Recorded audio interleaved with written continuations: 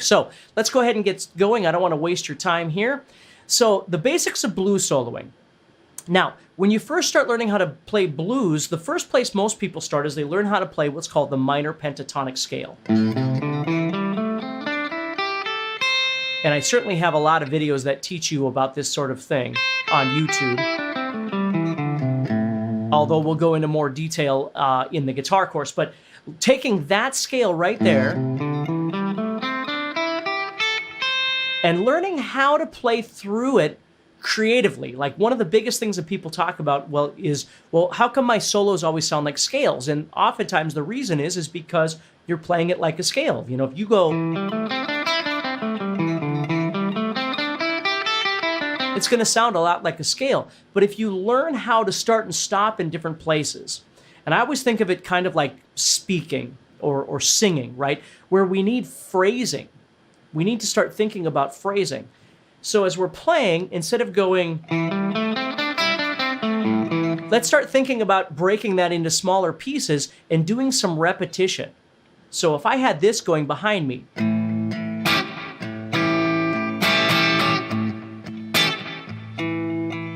I go,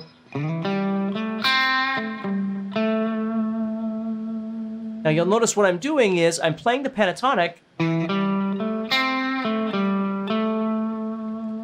but I'm actually creating a lick or a phrase out of it by starting somewhere and then stopping. And you'll notice as I stop, I'm stopping on the note A, which is what we would consider my root of this chord.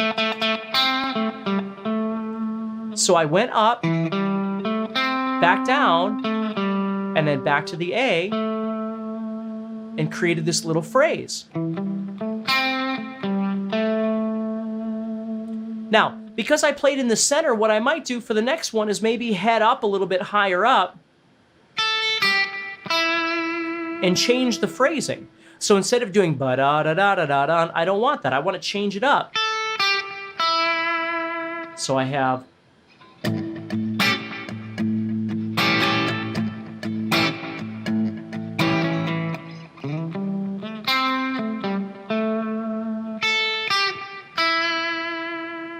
you see?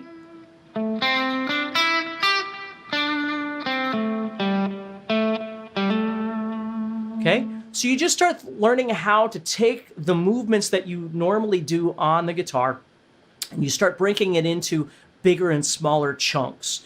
And you start thinking about adding some repetition in there. It's okay to go back to the same notes.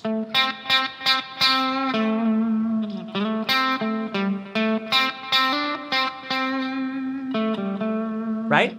And then what I like to do then is I start adding in some little effects. And again, we're going to talk all about this stuff in the guitar course, but things like hammer-ons or pull-offs or slides, right? So if I'm playing, just that little subtle slide can sound really, really cool. See that?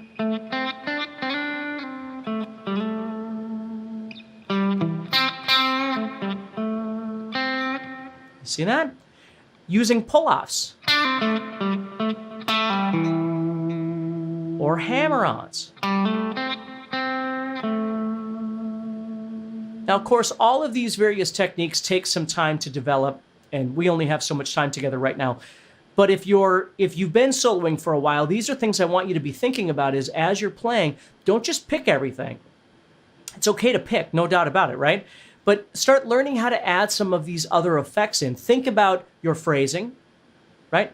Think about hammer-ons or pull-offs or slides and start utilizing that stuff. And if all this stuff is new to you, again, you know, I have a bunch of videos out on YouTube that you can certainly watch and grab, or you can, you know, take a look at the guitar course that I'm talking about. And everything's in a methodical order. So it helps you to learn all of these techniques and how to apply them to your playing, which sometimes people need more than just a video here and there. I mean, if you don't, that's great. And if you do, have a look at the link in the description and see if it helps you. So as I'm playing, I'm using pull-offs and hammer-ons and slides.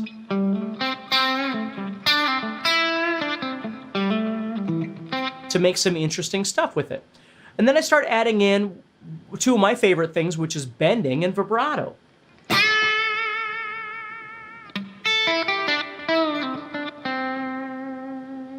Now again, all of these techniques, if you're new to them, they all take time. You need to nurture them by spending time learning how to do a bend or learning how to do a vibrato, different things like that. But they're really important because it isn't just the notes that you're playing. Soloing isn't really about that. Soloing starts with learning how to phrase properly and make the motions, the forward or backward motions that you're making, sound more interesting by adding in subtle elements, which I call vocal techniques, which are hammer-ons and pull-offs and slides and things like that. So as you're playing, just something small that you can do. So I'm doing that little slide and then adding some vibrato.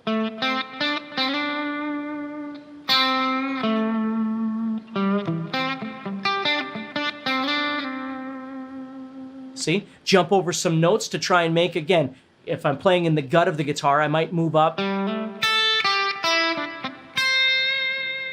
See, now again, I'm not asking you to replicate everything I'm doing.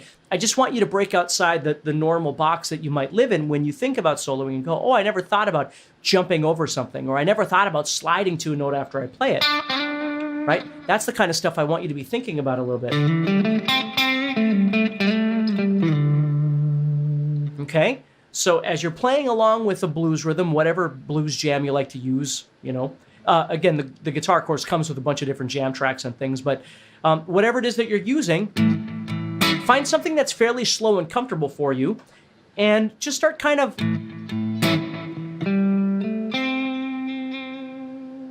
And then go, oh, I should add a pull-off. Right? Different kinds of things like that. What I would have my students, when I used to teach private lessons, what I would have my students do all the time is if we were going to jam together, the first thing I'd have them do is take out a piece of paper and write down ideas in their head. Hammer-on, pull-off, slide, bend, vibrato, play low, play high, play, you know, fast, slow, high, low, you know, different kinds of things like that. So as we're jamming together, they'd look at the piece of paper and go, oh, a bend, okay.